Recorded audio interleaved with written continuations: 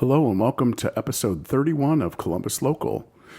This evening, we have the great pleasure to speak with Todd Bettler. Todd, how you doing? Feeling pretty good, Len, after these, how many tequilas have we had? You know, shout out to Julie Henson Moore. Good Lord. Julie, if you're listening, okay, Todd came, we talked a little bit, and it's like, hey, you know, it's kind of Friday for a lot of us. Beth and I don't have to work tomorrow. I think you're working tomorrow, Todd. Yeah, I got a fucking interview tomorrow. Oh, gee, really? Oh, man. Well, we're not. It didn't get too crazy. We'll be good. I go, you know, we pretty much have whatever you want. What do you? He's like, you got any tequila? I'm like, tequila? Man. Oh, I have a little tequila left over from when Sean and Julie came a couple months ago. Just a little bit. But Julie, we mixed a couple of shakers of your cocktail, and I'll just let Todd. You know, Todd's a tequila drinker. Fucking awesome, Julie. You're a rock star. Oh my God, it's my new favorite drink. Lynn's like, have you ever had tequila with what is it? It's just lime juice. It's just lime juice. Tequila, lime juice, Just very shaken. Basic shaken. I think that's the key. It's shaken. I heard somebody talk about the other day. The shaker. Shaker, which would be me in this like case. The shake weight, right? They said if you froth tequila, it tastes better. Tastes better. But in that shaker with that lemon juice, man, Julie, nice lime. It's lime juice. Lime juice, whatever. That's crazy, man. It's awesome. You can it froths with fresh lime. I had lime squeezy, out of a plastic bottle. When she made them, she brought real limes. She was cutting them with a little knife and squeezing that juice, and it makes it a lot better. She's a little more refined, right? Yeah, absolutely. So shout out to Julie. Thank you so much. It was good stuff, and we're drinking out of 2 martini glasses, which makes it a little fancier. Yeah.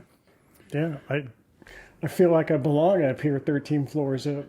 You do, man. You know, you're welcome to come hang out whenever you want. And fuck that elevator. Well, that is one of the things that you got to deal with. We're good. But nonetheless, so Todd Bettler is one of the premier bass players in Columbus, Ohio music scene, and currently with the Stadium 11 as the bass player. But you subbed it this year with all the gigs that Radio City has been doing. I know, kind of helping out, filling in some of the times that Adam couldn't make those. Yeah, I mean there's some gigs that Adam can't do, and actually Bob reached out to me and said, "Hey, I know you got a full slate with Stadium 11, but we've got some shows that Adam can't play, and we just wanted to check and see if you might be interested in filling those." I said, "Okay, yeah, I've got my shows set up for the year with Stadium. Send me your list." And JP got in touch with me. And he said, this is our list of shows we got to play. This is our set list, which was like 75 freaking songs. And, I filled in the calendar. And it was a good time. So I think I had about 13 to 14 shows with Radio City this year. And a little bit more with Stadium 11. Yeah, and you've got a few left for the year, given that where are we, mid-November of 2023? Yeah, I don't have a lot left. I've got I don't have any with Radio City, nothing on the books with radio, but Stadium 11, we've got a gig coming up at Lazy Chameleon on the 18th of this month, and then we've got one December 30th, and then, of course, I've got more stuff that James has sent through that I need to fill my calendar in on. So we're starting to book this year, so we'll be busy. Oh, I'm sure you will be. Yeah, and James is just a booking machine. He's got that entity that we call and love, Stadium 11. Yeah, he's a machine in general. Everything he does. Yeah, that's good stuff. Great guy. Yeah, and so you've had the good fortune to really play with a lot of great musicians that are Columbus, Ohio based, and Stadium 11, I think, is just an example of what you can do, if you really put in the miles and hone your craft, you know. It's a testament really to the people I've played with. Obviously I got to put in the work to learn the songs and to hone my craft. But, if I wouldn't have had the opportunity to play with the people that I played with in this community, I would have never become the bass player I am. I don't know if I look at myself as a premier bass player. I'm probably the okayest bass player in the city. But, it's because of the people around me, really, that I've been able to do the things that I've done. Oh, it's your attitude. It's your presence. It's your, personality. And your skills, man, you're badass. I mean, it's the whole package. I appreciate your stroking me a little. It makes it, well, I mean, it makes the bar, like people like me. I haven't been playing. I still got a late start, but I'm like, oh man, that's inspiration. It's inspiration. And even at my age, I don't know how much more I'm going to be playing live at this point, but I really, really love going to shows and feeling what's happening and cheering my friends on and seeing bands like Radio City succeed and continue to move forward. I know how hard JP's worked over the years, man, and working with Nikki's contributions, and that whole band has just really evolved to where it is now. And as another example, right? Yeah, I can't say enough about the work JP's done, Nikki's done, everybody in that band has done. Just amazing. Well, and James with Stadium 11, I mean, he's a pro. He's running it like his business, right? Yeah, and and this is one thing, when you asked me to come down here, that I felt like I really needed to talk about was, and I kind of touched on this, is about how the community makes me better. There's two people in this community, one you'll have on here soon, that have kind of made me a better player, a better musician, probably a better bandmate than I was, and that's John Homan and James. John Homan really dialed me in on how to play with a drummer because he's so fucking good. I mean, goddamn. That guy's so good. And He's just amazing. You learn how, when you play with people that are better than you're used to playing with, you become a better player. And he really elevated me. And then James, I mean, the set list, the Stadium 11 set list. God, I don't have to tell anybody. The top songs of the 80s era, right? Arena rock. You're talking Styx, Foreigner, Boston, Saga, things like that. Those aren't three notes in a cloud of dust. And when I first got it, I looked at the set list, and I saw Frankenstein on there, and I'm like, fuck. There's a lot going on there. I told James and John, I'm like, I don't know if I'm cut out for this role. I don't know if I can do this. This is above my head. But they both believed in me, and I figured it out and played it. And I got to give credit to those guys. Those are. If there's two people I can point to that made me a better musician, it's John and James, for sure. Oh, two captains of industry here in Columbus, Ohio. That's for sure. Yeah. Yeah. Absolutely. That's awesome. Well, Todd, we're both as he inhales his latest sip. Hey, easy, Tiger. I tried to inhale the tequila. That's a Cliff Marshism. Easy, Tiger. God. You okay? Yeah. Heimlich? You remember back in the day when you used to do the bog hit and you did it too quick, too fast? That's what that was. I cannot confirm nor deny that I was involved in such activity. Right. Just saying. Yeah, dude, you all right? I'm good. You just keep fucking talking. Sorry. There's some water. Hey, thanks. Yeah. Take it easy, man. We so we're both Westerville guys. Okay, I'm a little older. It seems like I'm a little older than everyone that I talk to, but in Westerville, there's quite a few people in the burbs, believe it or not, that are still out, playing music like yourself.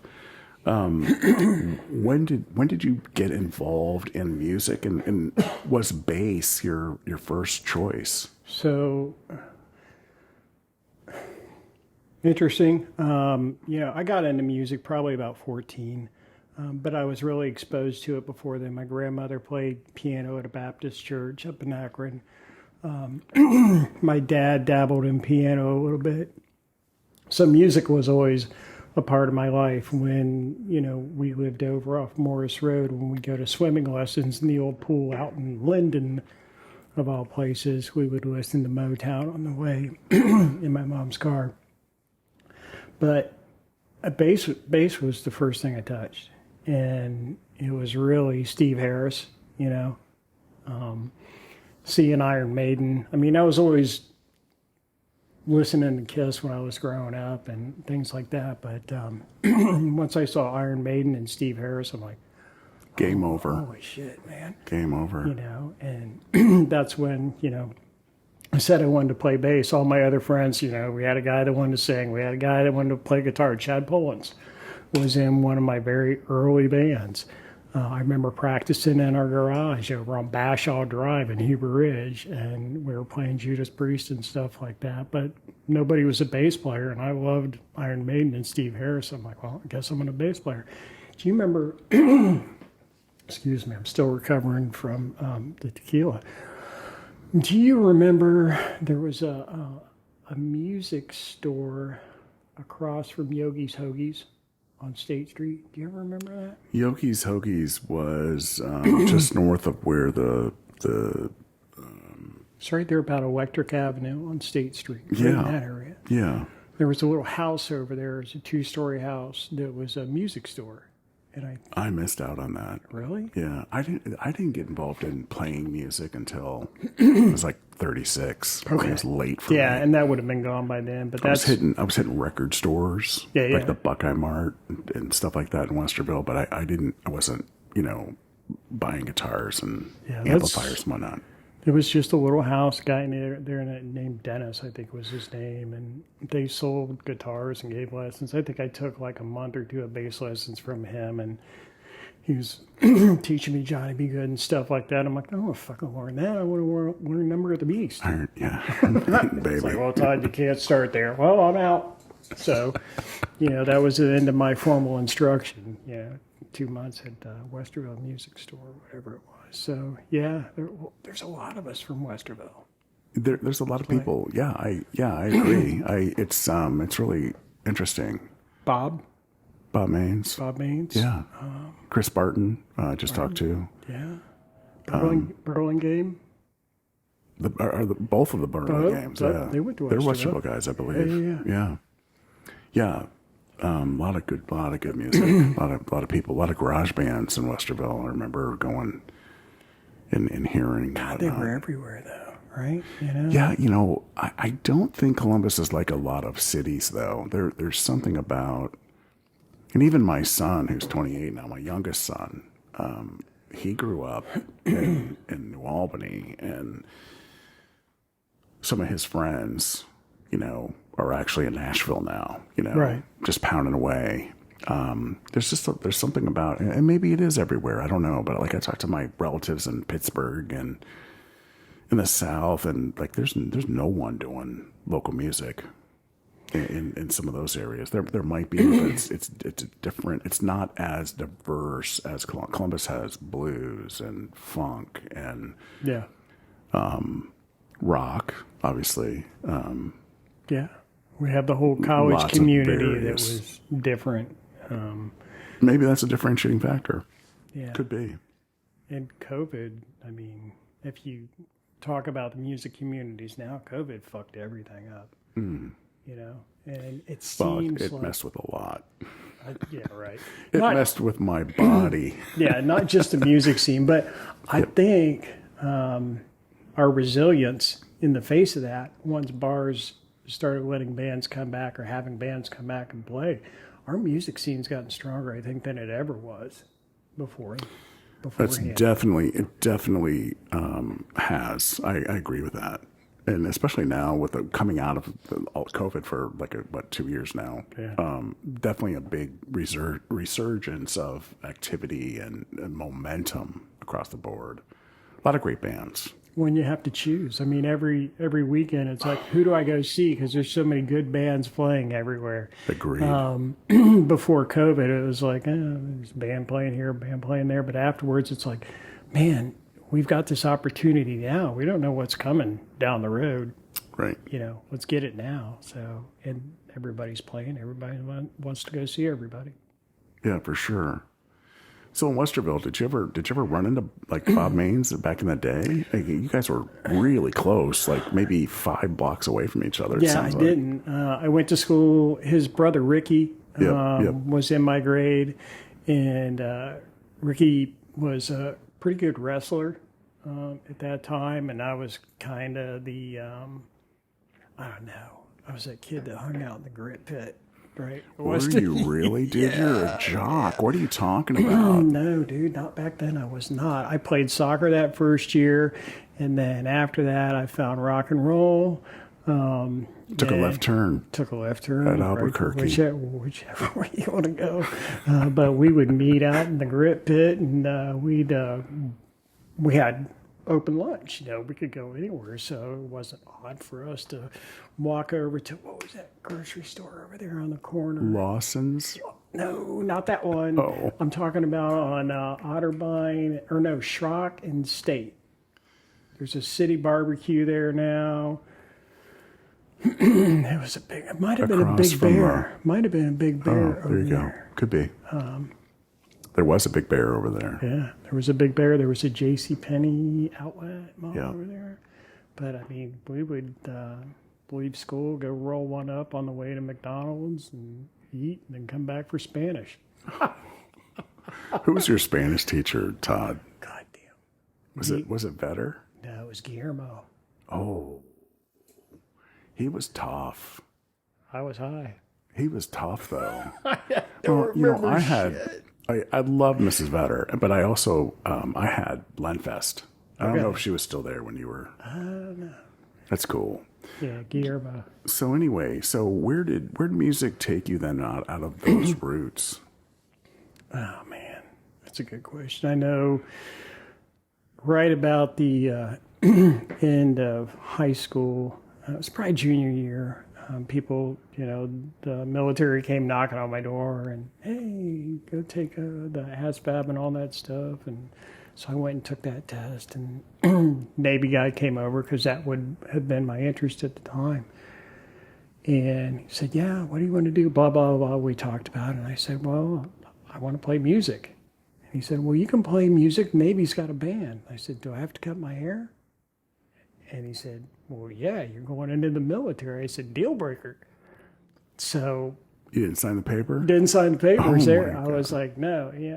And that's not a regret, but I look at it as an opportunity that maybe I could have taken. It would have been fruitful, but I didn't. And then I went into music and tried to follow that dream. Ended up spending the last part of my senior year in drug rehab because rock and roll, drugs, all that goes together. So spent, 30 days. I think Central College had what was called the campus at that time. Oh, right. Yeah. Yeah. So I went there. I was there for a month, and then I got out, and I had to do summer school to kind of catch back in. Yeah. Finish and graduate, Good. And I did, and I got out and probably did more bad stuff after I got out than I did when I went in.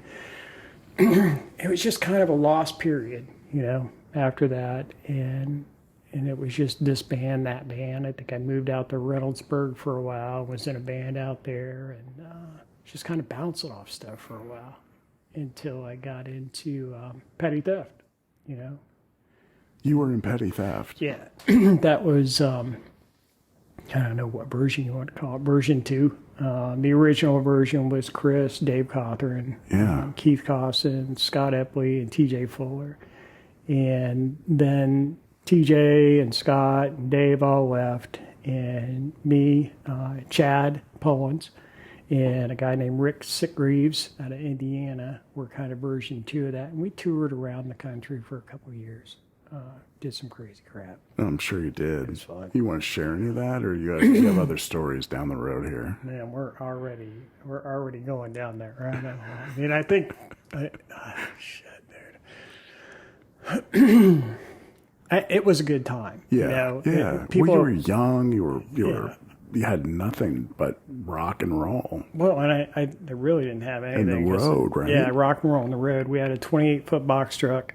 We had our own sound system, a light system. We had a couple crew members, including Robert Berry, who is on hard times right now. So prayers out to Robert Berry. I want you to get well. We love you. But yeah, we had a good time. We went, spent a lot of time in Michigan, Indiana, went out to Council Bluffs, Iowa, some trips down south. But man, there's a story in every one of those states we went to. We might have to get you a little closer to that. Yeah. Sure.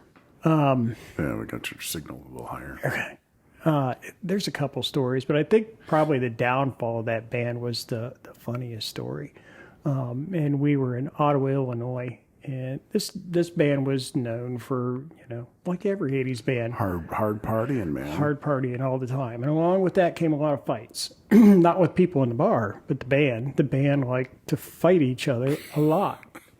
For some fucking reason. Well, what, you're 20-something, right? 26. Testosterone's 25, 26, and everybody's pissed off at each other. And we were in Ottawa, Illinois, and we were kind of falling apart at that time. And Chad ostensibly had an opportunity to try out for Nanoe Rocks.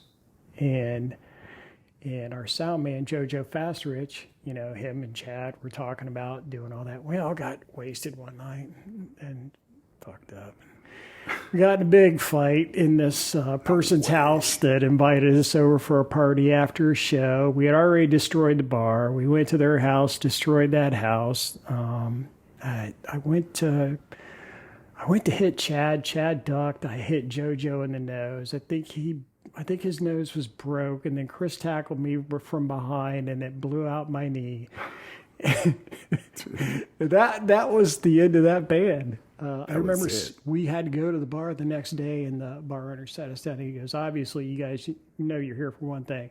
You're here to get your shit and get the fuck out, because you're fired. Game over. Game over. Tilt. We're like, yeah. And this guy's reading this, he's lecturing us at this point. We're all hungover. I'm sitting there, my knees as big as your head, and he's lecturing us. Like, JoJo's just like, can we fucking leave? I want to go home.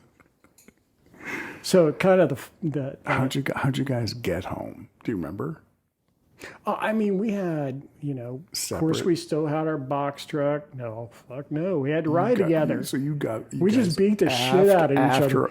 But that's guys, though. Don't you think? Like, was it a civil ride home? I mean, as civil as it could be. I mean, everybody pretty much hated each other, but we knew we had to tolerate each other, and everybody's like, hey, man, just did it. Is your knee okay? Yeah. Is your face okay? Guys, man. Guys. There's a lot of stories from that band and that time on the road, but for some reason that one just jumped out was the end of it, because that was kind of the end of a dream, if you think about it, because at that time everybody was trying to make it. Yeah. Yeah. Yeah. Petty theft was known. Mm-hmm. It was a known entity. But that was it. There was not another version of that. Well, I mean, there were attempts to, revitalize. Kind of revitalize it with different members, but nothing that ever went anywhere. And I think part of that was because the music scene changed. That would have been around 92, and then we started to see kind of the grunge movement creep in, and nobody really gave a fuck about glam rock or whatever you want to call it, hair metal. Yeah, it kind of changed overnight. It was weird. It was weird. Yeah. REM was at the top of the charts. Remember? I mean, I kind of liked REM though. I like them. I like them now. There's a lot of bands from back then that I didn't like then, and I'm like, to listen to now. Now you listen to them, you're like, gosh, why can't music be like that again, right? Yeah. No, REM was cool. They were from Athens, Georgia. I went down there for a short time, and when they were happening, Good band. Oh yeah. Oh yeah. Jeez. Did you take a hiatus after Petty Theft, or you recall? Trying to think. Kind of floated a bit. Shit, that was 92. It really wasn't that long ago. God damn. You know, it is, but it wasn't. No, Like, I remember you in a couple of bands with some of the coolest cats in town, right? Like, you were playing with Johnny V, for crying out loud. You were playing with John Holman, which you've already talked about Right. a little bit. And you had a stint with even, you know, there were some great bands that were in the scene, driving the scene, setting the bar. Yeah, there was a gap there, though. You know, after that breakup, I'm like, man, I got to get my shit together. So I went to school, started at Columbus State. You know, got some credits there, transferred over to Otterbein, finished there, and then went to UD Dayton for grad school. Spent a year there, hated it, and quit. And at that time, I wasn't playing any music. You know, it was just. I'm going to school. I'm trying to turn right at this corner now. But, I mean, that didn't work out. I came back. And then, you know, Dan Troop, everybody knows Dan Troop is Finger. And we're like, hey, man, what this scene needs is we need 80s rock and roll. Because whenever you go out and see a band and they play something from the 80s, the crowd goes crazy. People go crazy for this music. Yeah. So Dan and I are like, oh, let's start that. So, you know, we're like, all right, this is what we're going to do. So Chris, the singer from Petty Theft, was on board, as on board as he could be. And then we talked to Keith from Petty Theft, and he was on board, and we were just practicing and stuff like that. And Dave was playing in a band with John Van Meter. I can't remember the name of the band. Mojo Chrome. Mojo Chrome. Dude, that's right. I can't believe you bringing this up. Like, that's when I met David. Yeah. I met him like right there. He was my neighbor. I didn't even know Dave played guitar. He was a bass player. You know, when he did a he podcast, started. He did a podcast, and I kept bringing up, dude, you were playing bass at the time, and he would just look at me and laugh, and I'd be like, I know, dude, but I didn't get to say it, but I can say it here, right? Like, it amazes me to know that you played bass, that not that too distant past, and you're that guitar guy today, okay? Like, at the top of the, like, just, it amazes me you transition from bass to guitar, and you're like a master. Oh, he's great. At both. Yeah. Right? He taught me so much. He spent quality. I will always cherish David Cawthorn. He's a good guy. He's a sweetheart. Yeah, he's a good guy. And he's a rocker, and his work ethic is really at the top of the heap. He's awesome. He puts in the time. Dave used to sit in his car back in the 80s and have the radio on in his car and practice his bass. And I remember that story Chris told me. But over and over again. Yeah. When I saw them, they were at Slapsies. We talked about that, you know, pregame. They were at Slapsies without the big stage, and John and Dave were playing in Mojo Chrome. And Dan and I were there, and we saw Dave, and we're like, oh, fuck, he's playing guitar. So we talked to him after that. He's freaking awesome. Yeah. So we got Dave into the band. We're like, oh. And then Chris kind of flaked out because that's what Chris does. I'm not trying to throw anybody under the bus, but Chris is kind of a hermit, and he didn't want to practice. What his idea was to, hey, let's record a bunch of 80s songs and put them out. And we're like, no, we want to play the 80s songs and get out and play them. We don't want to record them. So we made that change, and then we got Dan Compton.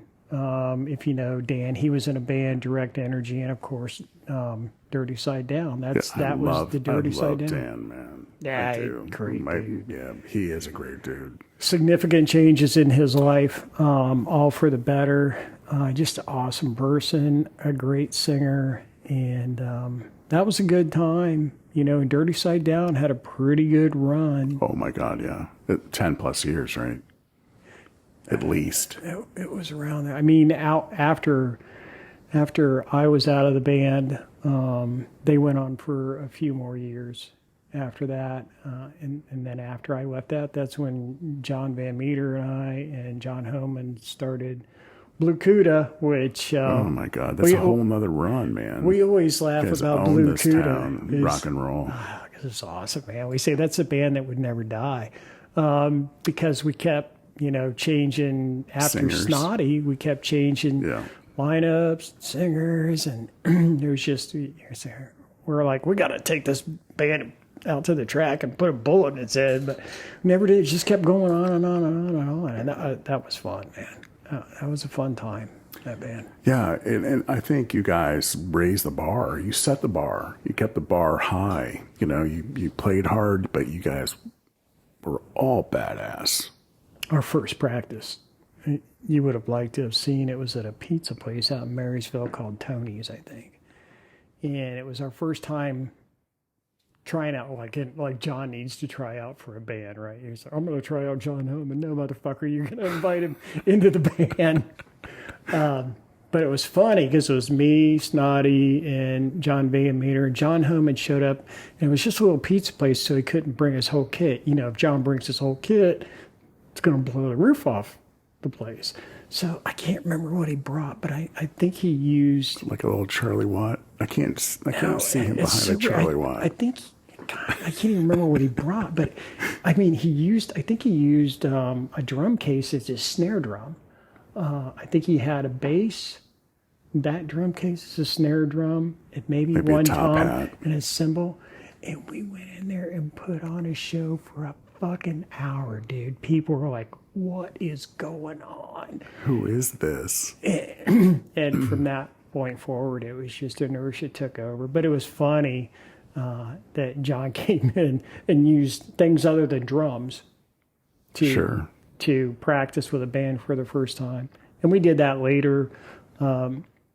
When he did some renovations to one of his houses, we couldn't practice full kit down in the basement. So acoustic guitars, he would use like 5-gallon drums to play drums on, or 5-gallon, what are those called? Buckets. To play drums on. And, I would have a little like 110 and play through that. So we did a lot of that stuff. So cool. It's a good time. Oh, yeah. And then we had Brad Moore in the band for a while. Matt Bradley was in the band. That was Photobomb Oh, yeah. for a minute. Yeah, you guys kept, so you had the Blue Cuda, Nefarious You. Who came up That with was that? before me. Dude, I was not in that band. But who? Oh, you weren't in that band. I was not in the band. That was Michael Caine, John Van Meter, Phil. I can't remember Phil's last name. He was on bass. No, on drums. Michael Caine was on bass. There were just and these. Seth. There were And these. Okay, yeah, just these. They were these spin-offs, and this was like early 2000s, right? And into the mid, almost like about 2006. I want to yeah, yeah. At the whole playing every club, every freaking club. Yeah, It was you guys. Yeah, that and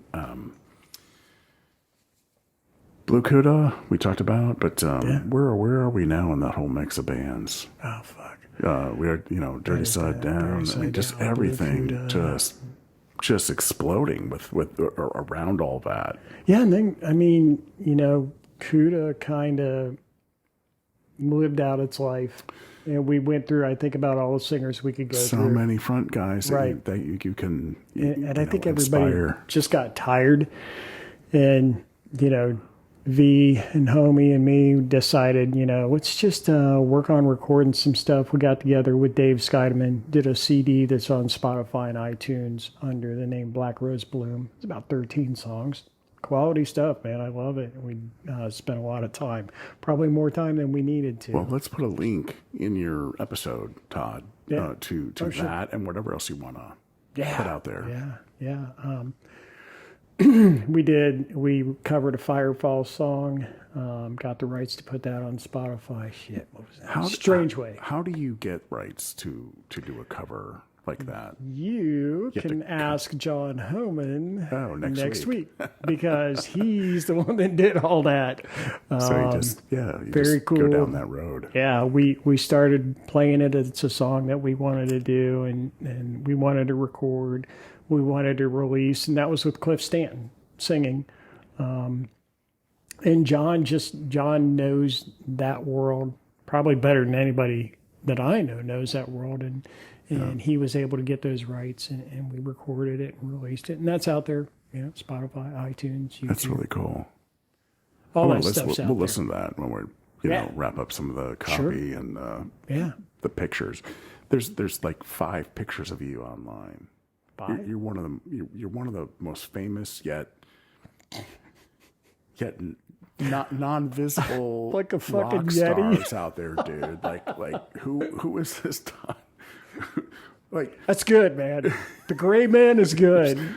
But I have my favorite photo I found in some obscure nook online that I want to show you, that because I post on Facebook, but I also utilize Instagram because I do a lot. I do a ton of photos like through my day. Okay. It's embarrassing how many pictures I take, but when we publish an episode, we produce an episode, I always do a couple photos. Now, your balcony shot is going to go down in history, man. I was fucking terrified. You're not one for heights. And John Coleman's the only other person that I came across that, although I don't think there's a couple of us. I'm not a big heights person either, but I think your photo on the balcony is going to go down in history. It was a good one. Did I look like I was going to fucking piss myself? Because I felt like it. No. You're like, Todd, come out. One thing I do is I always take a picture on the balcony. Are you okay with that? Oh, yeah, Lynn, I'll be fine. And it was fucking rain, man, as soon as I walked out there. It was trouble. We didn't go too far. We didn't need to. It was good. And it amazes me, too, because beginning of the year was dark. There's a couple of dark photos. Summertime, of course, 6:30, 7, 8 o'clock at night. Still light out. You got here at 6:30 and it's pitch black. It's dark. It's almost December. So we got the night sky. City's lit up. Flash in your face. I probably said a million times, my gosh, this place is so awesome. It is. We've been, it's pretty. We really, we both work hard. We've worked hard our whole lives, but we've been here 2.5 years, and we still pinch ourselves. You should do a video cast out on the balcony. How fucking cool would that be? Video's a whole nother thing. And to edit video, and I don't edit the audio. Right. What happens, but I don't want it to become. I want it to be enjoyable, very spontaneous, and very organic. Right. At the same time, I've got a day job, keeps me very busy. I just don't want to have 2 jobs. Like I enjoy this. It's important to me. I've invested in equipment and production, but I just want to take it easy on. Makes sense. The demand of time. Yeah, I can't imagine. That might be a pain in the ass to do that. I don't know. It's a cool idea, but I love it. You're not the first person that's brought that up. Yeah. I mean, video would be good, and maybe it'll advance to that. I don't know if it ever got into some site type of sponsorship or something. There might be an opportunity to expand with a little mini crew or something. But perfect backdrop for it. That's beautiful. It's It's Columbus, Ohio. Yeah, it's right on the river.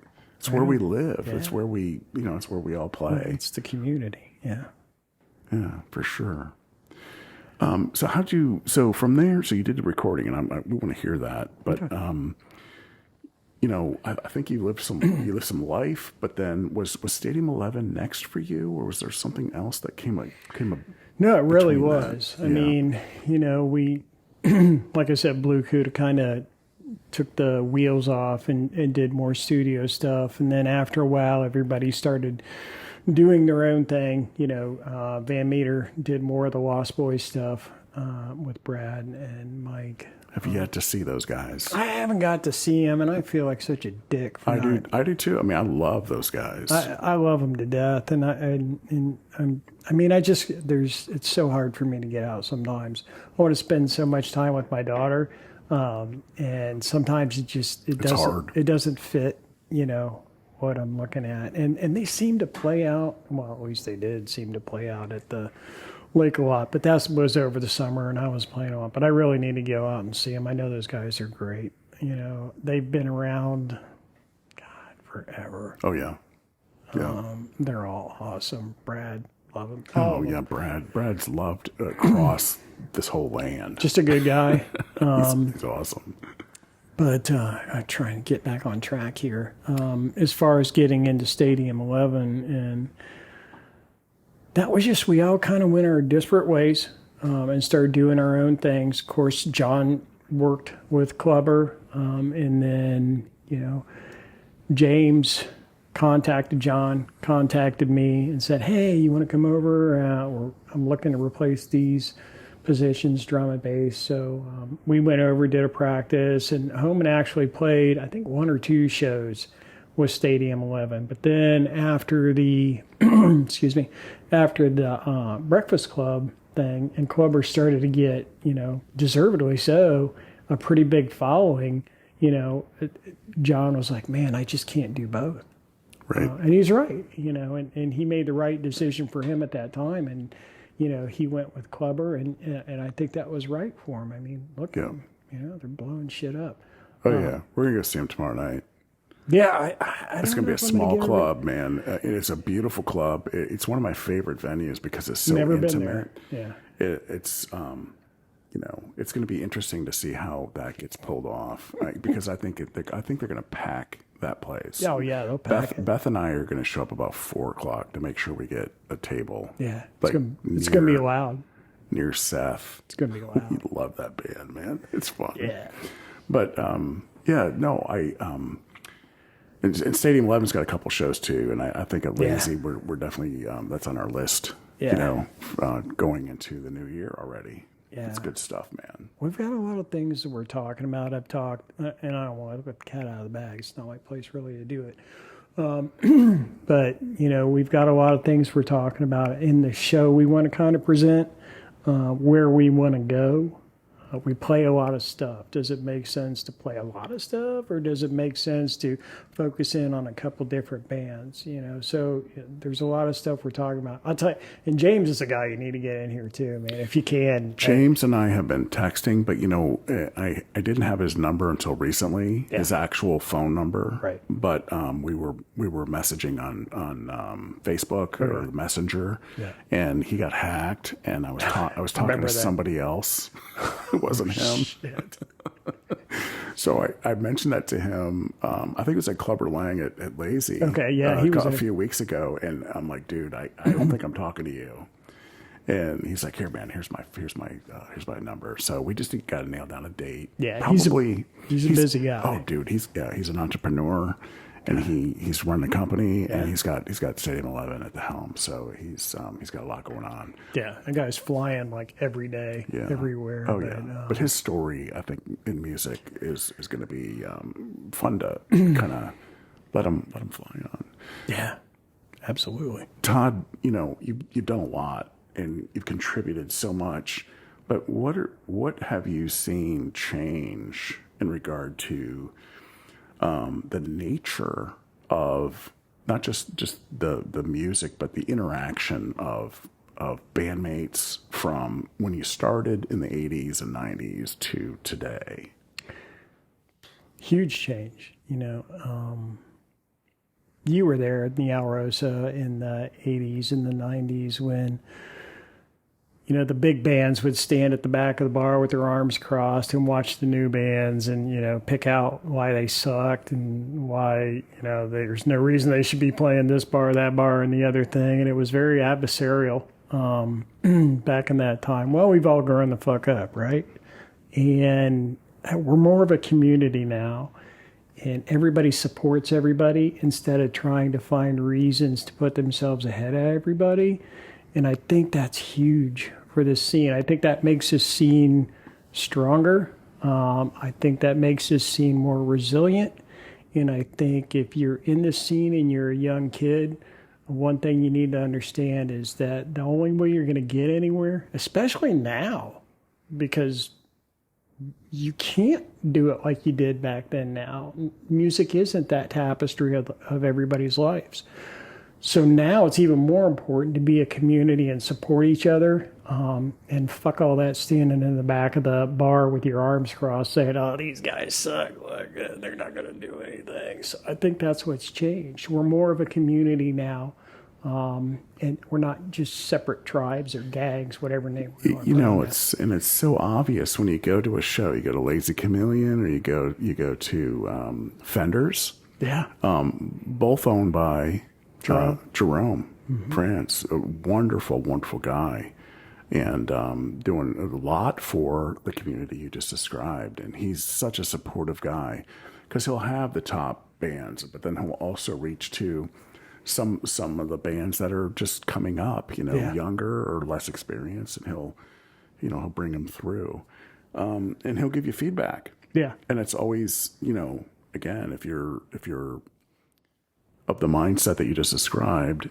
and you're open to feedback, yeah, you're going to make adjustments. You're going to do the right thing for yourself, your band, and what you're presenting, as well as the community, because it's all about the quality of what's happening that generates that whole economic partnership between yourself as a player, your bandmates, and the venues that are supporting the music and generating that community and economic existence of supporting everything that's happening across the board. And that's very evident. Yeah, you can't play a song with everybody playing different notes, right? Right. It's the same thing when you're building a community. You can't build a community when everybody's doing it for themselves. You have to find a way to do it together to build that community. So we all got to be playing the same note. And I think we are now. I think, we're talking 80s and 90s. Now we're in 2023, almost 2024. It's taken us this long to figure it out. Maybe I'm naive. Maybe that was going on back then. I think in certain pockets, maybe it was, but it definitely, you're eyeball deep in the rock scene, right? I think the blues community in Columbus, certain pockets of the blues community always had that strength of community and support with each other. Yeah. There's always exceptions, but there are certain pockets and there's certain scenes, within Columbus, Ohio, that, there's the campus scene. There's what I'll call the underground scene. There's the Ace of Clubs scene, right? Very different genres and different music presentations and delivery, where you have different personalities. But I think overall, what you're pointing out is that sense of community, and it goes a little bit broader. Yeah, I mean we've got some big bands that have come out of here. Yeah, 21 Pilots, right? Yeah, Beartooth.